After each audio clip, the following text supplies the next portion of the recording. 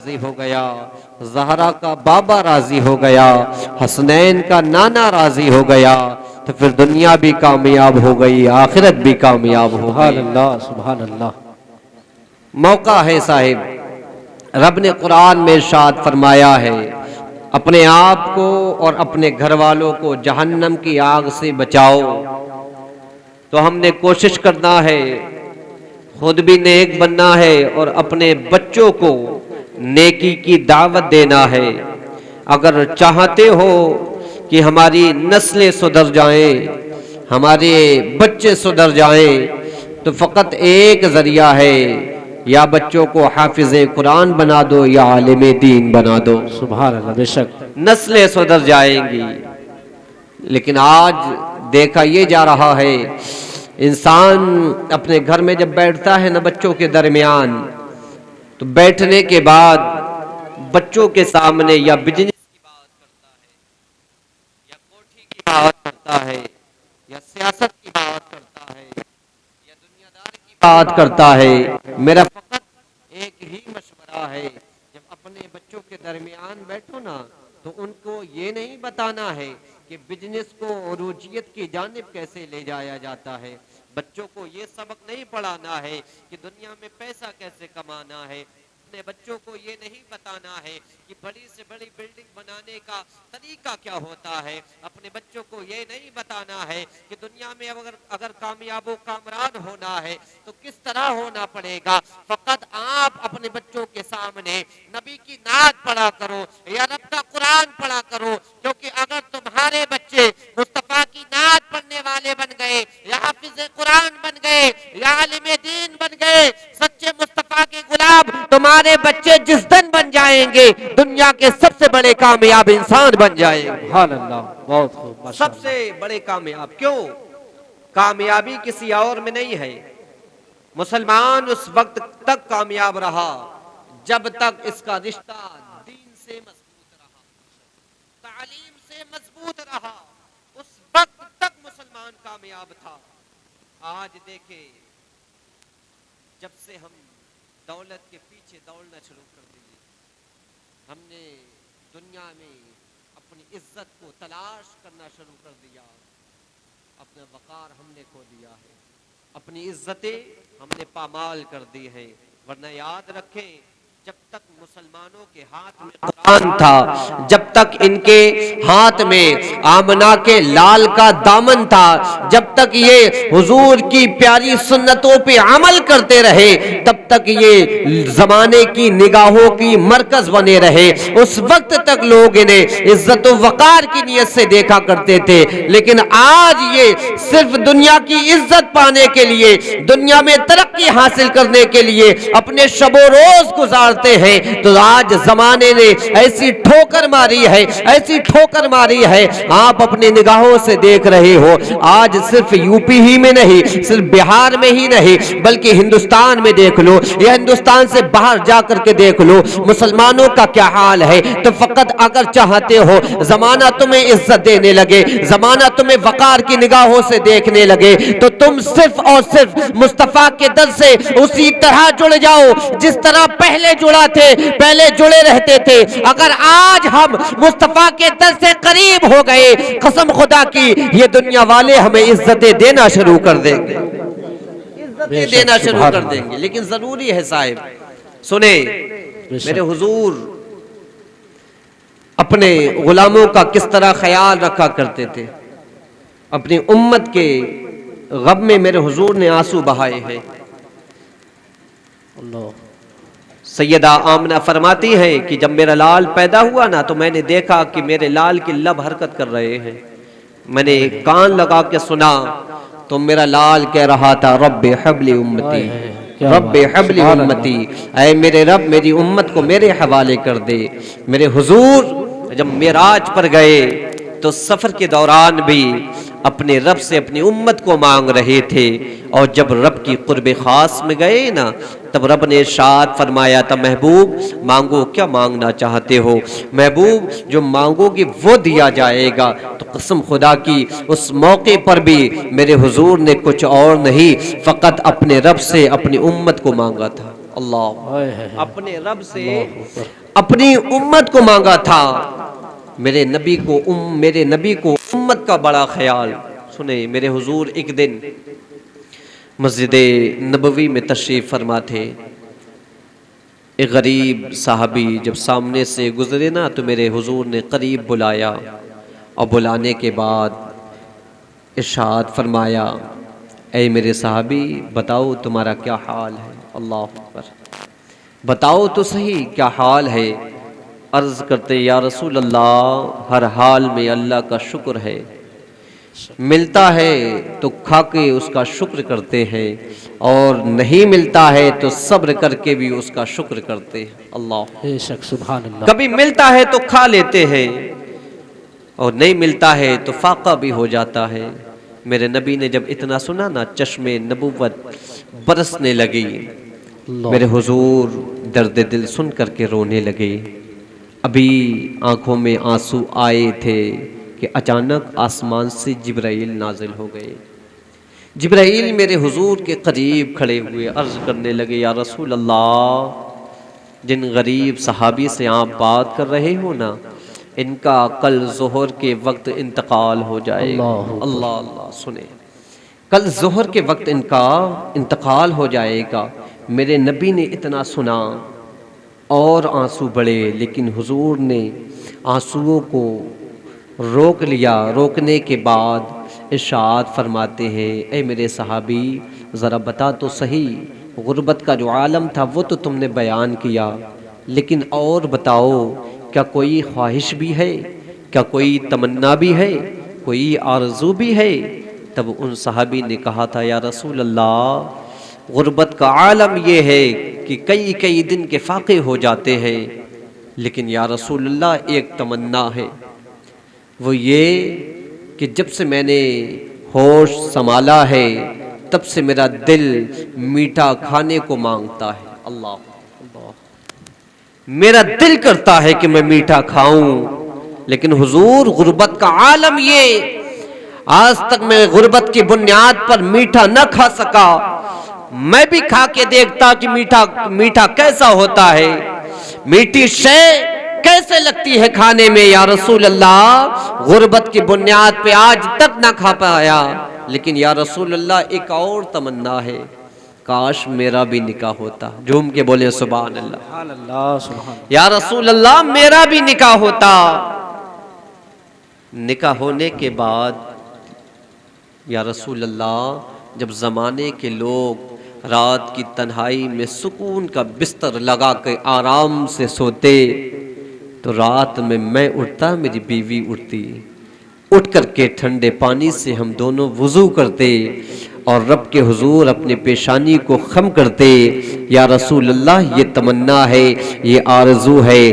اب یہاں پر ٹھہر کر کے اگر میں بات کروں تو یہاں سے بات یہ ہے کہ وہ غریب صحابی جو میرے نبی کے ہیں اتنے غریب کہ انہیں میٹھا میسر نہیں آیا, پوری زندگی ہو گئی. زندگی کے اس موڑ پہ آ کر کے آج حضور سے عرض کرتے ہیں کہ یا رسول اللہ میٹھا پوری زندگی نہیں ملا ہے اور اس کے باوجود بھی وہ اللہ کا شکر ادا کرتے ہیں, ناشکری نہیں کرتے. آج ہم طرح طرح کی اللہ کی نعمتیں کھاتے ہیں, اس نے کون کون سی نعمت ہمیں نہیں نہ کھلائی.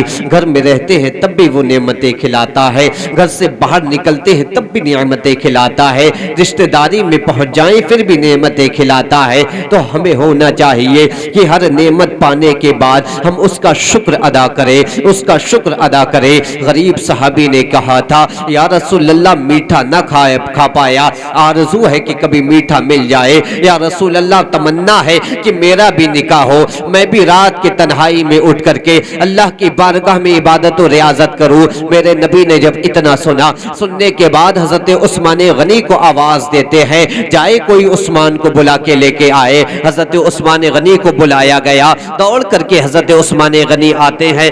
آنے کے بعد میرے حضور کی بارگاہ میں حاضر ہوتے ہیں. نبی ارشاد فرماتے ہیں اے عثمان جاؤ آج اپنے خزانے کے تالوں کو کھول کھول دو اور کھول کر کے اس میں سے مال نکالو اور مال نکالنے کے بعد اس سے ایسا حلوہ تیار کرو آج تک زمانے والوں نے ایسا حلوہ نہ کھایا ہو، آج تک زمانے والوں نے ایسا حلوہ دیکھا نہ ہو۔ اے عثمان میں یہ چاہتا ہوں کہ تمہارے خزانے سے ایک ایسے اللہ کی نعمت تیار کی جائے، ایسا حلوہ تیار کیا جائے جو دیکھے وہ دیکھتا رہ جائے۔ آج تک بڑے سے بڑے بادشاہ نے ایسے حلوے کو نہ دیکھا ہو نہ کبھی چکھا ہو، تمہارے خزانے سے ایک ایسا حلوہ تیار کیا جائے۔ حضرت عثمان غنی جاتے ہیں اور جانے کے بعد مال نکالتے ہیں، بازار جاتے ہیں، سامان خرید کے لاتے ہیں، پھر حلوہ بنانے کی تیاریاں کرتے ہیں۔ مولا میرے نبی نے ارشاد فرمایا جائے کوئی عمر کو بلا کے لائے۔ حضرت عمر کو بلایا گیا، حضرت عمر سے میرے نبی نے ارشاد فرمایا تھا عمر جاؤ یہ غریب صحابی کے چچا کے دروازے پہ چلے جاؤ اور جانے کے بعد اس کے چچا سے کہنا کہ تمہاری جو جوان لڑکی ہے اس کا رشتہ تمہارے بھتیجے سے کیا جا رہا ہے، اور یہ فیصلہ کسی اور نے نہیں بلکہ نبیوں کے امام نے کر دیا ہے، زہرا کے بابا نے کر دیا ہے۔ حضرت عمر دوڑ کر کے جاتے ہیں، جانے کے بعد دروازے پہ دستک دیتے ہیں، اندر سے آواز آتی ہے من دق الباب، دروازہ کس نے بجایا؟ حضرت عمر فرماتے ہیں دروازے پہ کوئی اور نہیں بلکہ عمر آ کے کھڑا ہو گیا ہے۔ صاحب مکان گھر سے نکلتے ہیں اور نکلنے کے بعد دیکھتے ہیں کہ دروازے پہ عمر بن خطاب کھڑے ہیں، اور دیکھنے کے بعد پوچھتے ہیں اے عمر بتائیے تو صحیح میرے دروازے پہ کیوں آئے ہو، کس چیز نے لا کر کے دروازے پہ کھڑا کر دیا ہے؟ حضرت عمر ارشاد فرماتے ہیں سنو تو صحیح، نبی نے بھیجا ہے اور بھیجنے کے بعد حکم جاری فرمایا ہے کہ تمہاری بیٹی کا نکاح تمہارے غریب بھتیجے کے ساتھ کیا جائے گا۔ جب اتنا انہوں نے سنا، سننے کے بعد کہتے ہیں یہ کیسے ہو سکتا ہے کہ میری بیٹی تو حسن کی ملکہ ہے، میری بیٹی تو حسین و جمیل ہے، میں اپنی بیٹی کا نکاح اپنے بھتیجے سے ذرا سوچنے کا کچھ موقع دے دیا جائے۔ اندر سے بیٹی کی آواز آتی ہے اے ابا سوچنے کا وقت نہیں ہے، عمر جو کہہ رہے ہیں اس پہ ہاں کر دیا جائے۔ اے بیٹی وہ کس لیے؟ تب بیٹی نے کہا تھا ابا یہ نہ دیکھے کہ عمر عمر رشتہ لے کے آیا ہے، یہ نہ دیکھے کہ آپ کے بھتیجے کا رشتہ آیا ہے۔ اے ابا جان میں خوش اس لیے ہوں اور راضی اس لیے ہوں کیونکہ کچھ لوگ وہ ہیں کہ جن کا رشتہ ان کا ابا کیا کرتا ہے، کچھ لڑکیاں وہ ہوتی ہیں کہ جن کا رشتہ ان کا خالو کیا کرتا ہے، کچھ رشتے وہ ہوتے ہیں جن کو جوڑنے والا کوئی ماموں ہوا کرتا ہے، کچھ رشتے وہ ہوتے ہیں کہ جن کو جوڑنے کے لیے باپ سامنے آتا ہے۔ لیکن ابا جان میرا رشتہ کسی دنیا دار نے نہیں بلکہ خدائے پاک کے محبوب نے رشتہ بھیجا ہے، اس لیے ہاں کر دیجئے۔ میرے رشتے کی ابتدا کسی اور سے نہیں بلکہ کائنات جس کے صدقے میں بنی ہے اس نبیوں کے امام نے میرے رشتے کی انتخاب کر دیا۔ سبحان اللہ، ماشاءاللہ بہت خوب، میرے رشتے کا انتخاب کر دیا یا رسول اللہ ہاں کر دیجئے۔ میرے نبی کے فرمان پر بچی کے والد نے اقرار کیا۔ عمر کہہ رہے تھے سنیں نکاح میں تاخیر نہیں ہوگی بلکہ نبی فرماتے ہیں نکاح آج ہی ہوگا۔ جھوم کے بولے سبحان اللہ، نکاح آج ہی ہوگا۔ تیاریاں کی گئیں اور تیاریاں کرنے کے بعد نکاح ہوا۔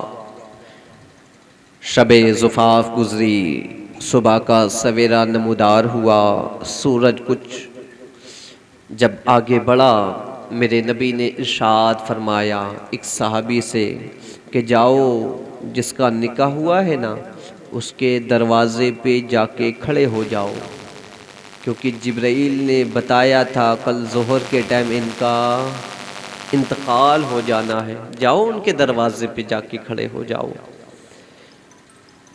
میرے نبی کے صحابی جاتے ہیں، دولہے کے دروازے پہ جا کر کے کھڑے ہو جاتے ہیں، انتظار کرنے لگتے ہیں کہ ہو سکتا ہے اب رونے کی آواز آئے، ہو سکتا ہے اب کوئی اپنے آنسوؤں کو بہائے، ہو سکتا ہے اب کوئی درد دل بیان کرے، ہو سکتا ہے اب کوئی روئے۔ جب اتنا انتظار کرتے کرتے سوچ رہے تھے تو ظہر کا وقت ہو گیا۔ اسی طرح لوگ مسکرا رہے تھے، اسی طرح اندر سے خوشیوں کی آواز آ رہی تھی، اسی طرح لوگوں کے لبوں کی تبسم قائم و دائم تھی. جب اتنا اس صحابی نے دیکھا, دیکھنے کے بعد نماز ظہر پڑھنے آتے ہیں. میرے نبی ارشاد فرماتے ہیں بتاؤ تو کیا ہوا؟ وہ صحابی کہتے ہیں یا رسول اللہ کوئی نہیں رویا ہے, ہر کوئی مسکرا رہا ہے, کوئی نہیں آنسو بہایا, ہر ایک کے چہرے پہ مسکراہٹ ہے. میرے نبی ارشاد فرماتے ہیں جاؤ نماز پڑھنے کے بعد پھر سے کھڑے ہو جاؤ, ہو سکتا ہے نماز ظہر کے بعد کوئی روئے,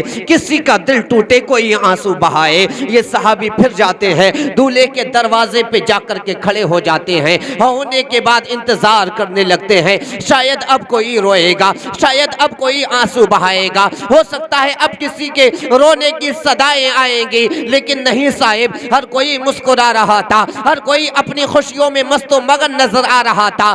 نماز ظہر سے نماز عصر کا وقت آ گیا. پھر یہ صحابی دروازے سے ہٹتے ہیں, ہٹنے کے بعد نبی کے پیچھے نماز پڑھنے کے لیے آتے ہیں. میرے نبی ارشاد فرماتے ہیں اے صحابی بتاؤ تو صحیح کیا ہوا؟ کیا کوئی اس گھر کا نہ رویا؟ کیا کسی نے آنسو نہیں بہائے؟ کیا کسی کی رونے کی صدا نہیں آئی؟ تب صحابی نے عرض کیا تھا یا رسول اللہ کوئی نہیں رویا ہے, ہر ایک مسکرا رہا ہے, کوئی درد دل, ہر ایک مسکرا رہا ہے, ہر ایک چہرے پہ مسکراہٹ کے آثار نظر آ رہے ہیں. جب اتنا میرے نبی نے سنا, سننے کے بعد اپنے چہرے کو آسمان کے جانب اٹھایا, اور اٹھانے کے بعد عرض کرتے ہیں اے مالک و مولا تیرا قانون ہے بدلتا نہیں ہے, تیرا قانون ہے رد و بدل سے پاک ہے. اے مالک و مولا, جو جبرائیل نے بتایا تھا کہ کل ظہر کے وقت اس صحابی کو موت آ جائے گی, اے مالک و مولا ذرا بتا تو صحیح, موت تو ایک لمحہ نہ آگے آتی ہے نہ پیچھے آتی ہے, موت اپنے مقررہ وقت پہ آ کے رہتی ہے.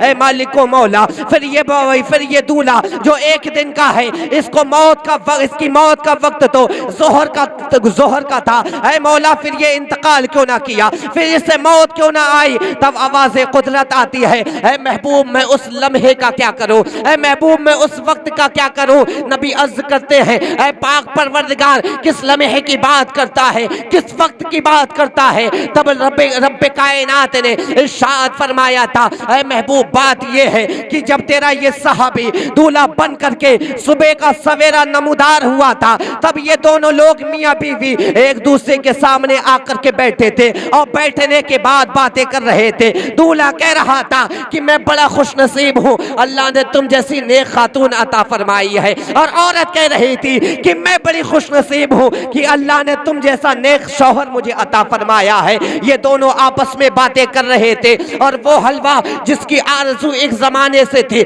وہ حلوہ جس کی آرزو پوری زندگی سے تھی, وہ حلوہ جس کو کھانے کی تمنا پوری زندگی کرتا رہا, وہ حلوہ درمیان میں رکھا ہوا تھا. ایک طرف شوہر بیٹھا تھا, ایک طرف بیوی بیٹھی تھی, اور بیچ میں وہ حلوہ تھا جس حلوے کو کھانے کی پوری زندگی یہ آرزو کرتا رہا. اس حلوے کو دونوں لوگ دیکھ رہے تھے, اور دیکھ کر کے میرا شکر ادا کر رہے تھے. اتنے میں کسی آنے والے نے دروازے پہ دستک دی, اور دستک دینے کے بعد کہا تھا ہے کوئی جو اللہ کے نام پہ دے دے, ہے کوئی جو اللہ کے نام پہ ایک روٹی کھانے کو دے دے. اے میرے محبوب, جب تیرے غریب صحابی کے دروازے پہ مانگنے والے نے, کسی فقیر نے یہ سوال کیا, تو وہ تیرا غریب صحابی جو پوری زندگی حلوے کے لیے ترستا رہا, جو پوری زندگی حلوے کی آرزو کرتا رہا, جو پوری زندگی میٹھا کھانے کی کابش و کوشش کرتا رہا لیکن ناکام رہا, جب زندگی کے اس موڑ پہ اس کے سامنے حلوہ لا کر کے رکھا گیا, لانے کے بعد جب یہ دیکھ رہا تھا دروازے پہ کسی فقیر نے آواز دی تھی کہ اللہ کے نام پہ کچھ دے دیا جائے, تو اے محبوب تیرے اسی غریب صحابی نے کچھ اور تلاش نہ کیا, بلکہ اسی حلوے کو اٹھایا اور میری رضا کے خاطر اس فقیر کو دے دیا. اے محبوب, جب اس نے اپنی پسندیدہ چیز میرے نام پر قربان کر دی, تو محبوب میں نے اس کی موت کو زندگی سے تبدیل کر دیا ہے. سبحان اللہ, بہت خوب, ماشاءاللہ. میں نے اس کی موت کو زندگی سے تبدیل کر دیا ہے. ہاں صاحب, وہ رب ہے, ان اللہ علی کل شیء قدیر, ہر چیز پر قادر ہے. تو اس کی رضا حاصل کرنے کی کوشش کیا کرو. صبح سویرے اٹھا کرو, نماز فجر پڑھنے کے بعد قرآن کی تلاوت کیا کرو, اور ایک دو میسج اپنے حضور کے لیے بھیج دیا کرو, یعنی کہ بیٹھ کر کے اپنے پیارے مصطفیٰ پہ درود پڑھ لیا کرو. حضور ارشاد فرماتے ہیں جب کوئی بندہ مجھ پر درود پڑھتا ہے نا تو تو اس کی چہرے کو بھی میں پہچانتا ہوں اور اس کے والد کو بھی میں جانتا ہوں. ایک نے میرے نبی کو جب خواب میں دیکھا, دیکھنے کے بعد حضور سب سے ملاقات کر رہے تھے, لیکن جس نے خواب میں دیکھا نا حضور نے اس کی جانب توجہ ہی نہیں, حضور نے اس کے جانب توجہ نہیں کی. قریب جاتا ہے خواب میں, عرض کرتا یا رسول اللہ آپ مجھے پہچان رہے؟ میرے حضور ارشاد فرماتے نہیں میں تجھے نہیں پہچانتا. عرض کرنے لگا یا رسول اللہ علماء بیان کرتے ہیں کہ آپ اپنے امتیوں کو ان کی ماں سے بہتر پہچانتے ہیں. میرے نبی نے ارشاد فرمایا ہاں یہ بات صحیح ہے, میں اپنے امتیوں کو ان کی ماں سے بہتر پہچانتا ہوں, لیکن تو نے مجھ پہ درود نہیں پڑھا, میں اس لیے تجھے نہیں پہچان سکا کیونکہ جو مجھ پہ جتنا درود پڑھتا ہے میں اتنا زیادہ اسے پہچان لیا کرتا ہوں. تو اللہ کے نبی پر, اپنے حضور پر درود پڑھا کریں. حضور پہچانتے ہیں, مفسرین بیان کرتے ہیں جب کوئی دنیا کے کسی حصے میں بیٹھ کر درود پڑھتا ہے نا تو حضور کے قبر منور کے پاس ایک فرشتہ ہے جو درود سنتا ہے, اور سننے کے بعد حضور کی بارگاہ میں عرض کرتا ہے یا رسول اللہ آپ کا فلاں امتی جو فلاں کا بیٹا ہے فلاں جگہ بیٹھ کر کے آپ پہ درود پڑھ رہا ہے. جھوم کے بولے سبحان اللہ. فلاں جگہ بیٹھ کر کے آپ پہ درود پڑھا. تو کوشش کیا کرے. رب نے فرمایا اے ایمان والو اپنے آپ کو اور اپنے گھر والوں کو جہنم کی آگ سے بچاؤ. تو کوشش کریں جب کبھی ایسی خوشی کا موقع آئے نا تو اپنے گھروں میں کبھی ڈی جے گانے باجوں کا اہتمام نہ کریں. اگر کرنا ہی ہے تو مدارسوں کے حفاظ اکرام کو بلا کر کے قرآن کی تلاوت کروا لیا کرو, یا اس طرح سے میلاد کر کے مدینے والے کو راضی کیا کرو.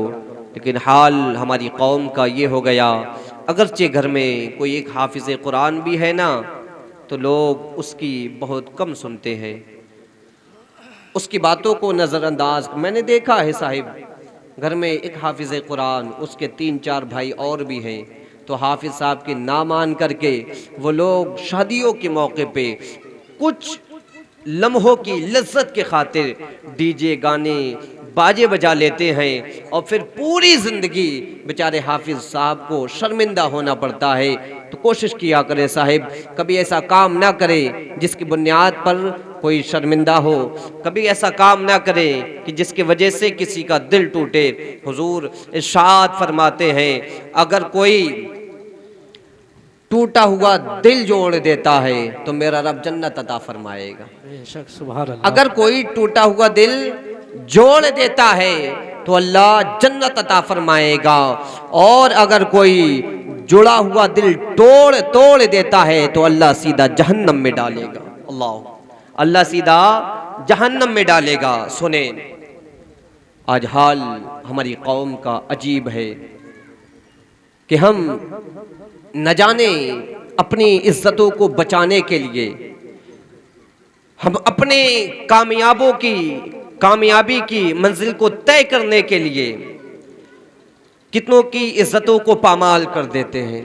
ہم نہیں دیکھتے کہ کسی کی عزت خاک میں مل رہی ہے, یا کسی کا دل ٹوٹ رہا ہے, یا کوئی ذلیل و خوار ہو رہا ہے. ہمیں صرف اپنی منزل پہ نظر ہوتی ہے, ہمیں صرف اپنی کامیابی نظر آتی ہے. تو کبھی ایسا نہ کرے صاحب, اپنی خواہشوں کے لیے کبھی کسی کو نہ ستائیں, اپنی کامیابی کے لیے, اپنی لذت کے لیے کبھی کسی کا دل نہ توڑیں, کسی کو نہ ستائیں, کیونکہ اگر آپ کسی کو آج ستائیں گے وہ وقت پھر دور نہیں ہوگا کہ پھر آپ کو بھی ستایا جائے گا. اگر کسی کے لیے آپ گڈھا کھودیں گے تو آپ کے لیے بھی کھودا جائے گا. اگر کسی کی عزت کو آپ پامال کریں گے تو پھر آپ اپنی باری کا بھی خیال کریں. سنیں کہ کس طرح سے لوگ اپنی عزتوں کو بچانے کے لیے، اپنی خواہشوں کو مکمل کرنے کے لیے اور اپنی خواہشات کے تابع ہو کر کے اپنی زندگی کو برباد کر لیتے ہیں. سنیں، یہی بنارس کی سرزمین، خواہشات کی بات آئی تو یہی بنارس کی سرزمین تھی. ایک کوتوال مقرر کیا گیا تھا بنارس میں، اس کا نام حامد علی تھا. اور جب اس کو مقرر کیا گیا نا تو وہ سیر کر رہا تھا. ایک دن سیر کرتے کرتے جب دریا کے ندی کے کنارے سے گزرا تو اس نے دیکھا تھا ایک بچی نہانے کے بعد کپڑے پہن کر کے نکل رہی تھی. اس بنارس کے کوتوال کی جب نظر پڑی اس کے اندر خواہش جاگی. اس نے اپنے خادموں کو بلایا. بلانے کے بعد کہا یہ فلاں کس کی لڑکی ہے؟ خادموں نے تفتیش کی، بات کی جا کر کے تو پتہ چلا کسی غیر مسلم کی لڑکی ہے. اس کوتوال نے حکم جاری کر دیا، جاؤ اس کے باپ سے جا کر کے کہہ دو فلاں تاریخ کو فلاں دن اپنی بیٹی کو ڈولی میں دلہن بنا کے بٹھا کر کے میرے دروازے تک بھیج دے. اگر ایسا نہ کیا تو پھر پورے خاندان کی گردنیں اڑا دی جائیں گی، پوری خاندان کی گردنوں کو مار دیا جائے گا. میرے حکم پہ عمل کیا جائے. خادم نکلنے کے بعد غیر مسلم کے دروازے پہ پہنچے، دروازے پہ دستک دیا. اندر سے وہ غیر مسلم نکل کے آیا. تب خادموں نے کہا سنو، کوتوال کا فرمان ہے کہ تم اپنی بیٹی کو دلہن بنا کر کے ڈولی میں بٹھا کر کوتوال کے محل تک پہنچاؤ گے. اگر ایسا نہ کیا تو پورے خاندان کی جان کا دشمن بن جائے گا. کوتوال پورے خاندان والوں کی جان لے لے گا. جب اتنا سنا باپ نے، چونکہ مجبور باپ تھا غیر مسلم لیکن مجبور تھا، کیا کرتا، گھر میں آ کر کے اداس بیٹھ گیا. بیٹی نے کھانا نکال کر دیا. بیٹی نے باپ کا جب اداس والا چہرہ دیکھا، دیکھنے کے بعد کہا با ذرا بتا تو صحیح، روزانہ 2 روٹی کھایا کرتا تھا، آج ایک لقمہ تیرے گلے سے نیچے اترنے کو تیار نہیں ہے، بتا تو صحیح کیا ہوا. تب باپ کے کانوں میں جب بیٹی نے یہ بات ڈالی تب باپ نے کہا تھا بیٹی کیا کروں، بوڑھا ہوں، مجبور ہوں. حاکم